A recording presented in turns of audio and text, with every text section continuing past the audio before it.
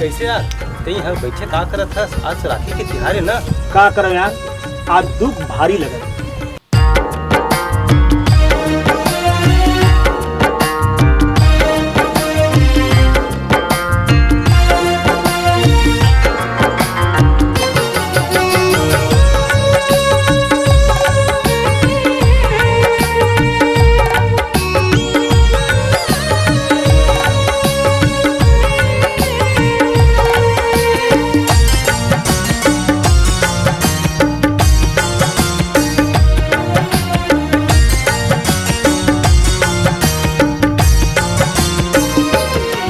मोला दुख लगत है भारी, का बताऊं जी संगवारी।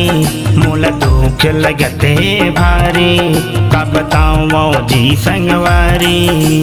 आखिले आंसू बहाते आज राखी के तिहार है। कहूँ रे तिज मोरो बहनी, मोला बांधी जगा राखी। कहूँ रे तिज मोरो बहनी, मोला मोला दुख लगत है भारी, का बताऊं जी संगवारी। मोला दुख लगत है भारी, का बताऊं जी संगवारी।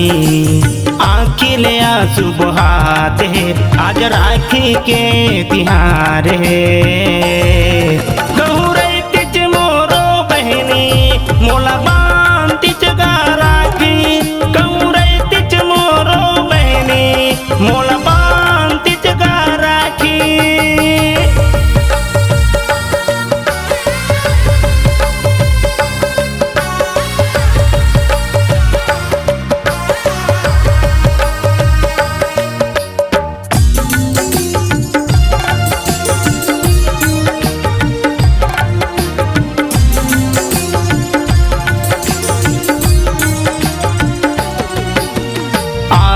भाई मन के राखी गेड़ी बहनी की तीजा पोरा।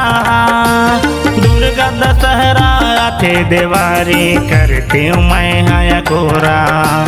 अत का भागा हवा मया नहीं पाए मया दुलार ला।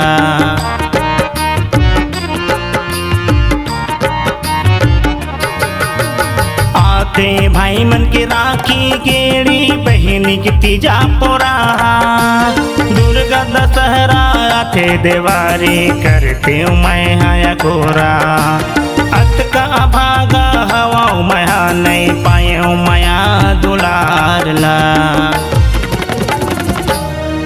का बताऊं जी संगवारी, मोला दुख लगत है भारी। का बताऊं जी संगवारी, मोला दुख लगत है भारी। आखिले आंसू बहाते आज राखी के तिहार है। कहूँ रे तिज मोरो बहनी, मोला बांधी जगा राखी। कहूँ रे तिज मोरो बहनी, मोला बांधी जगा राखी।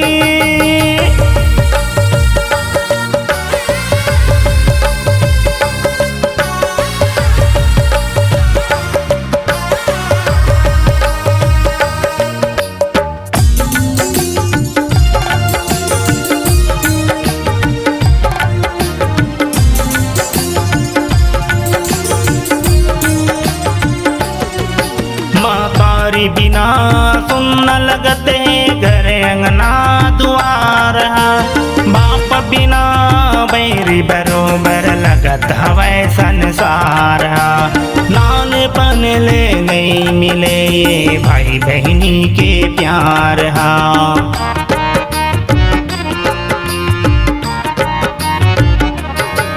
मातारी बिना सुन लगते घर अंगना दुआर। बाप बिना बैरी बरोबर लगत हवै संसार। नानपन ले नहीं मिले ये भाई बहनी के प्यार। मोला दुख लगत है भारी, का बताओ जी संगवारी मोला दुख लगत है भारी का बताओ जी संगवारी आखिल आंसू बहाते आज राखी के तिहार है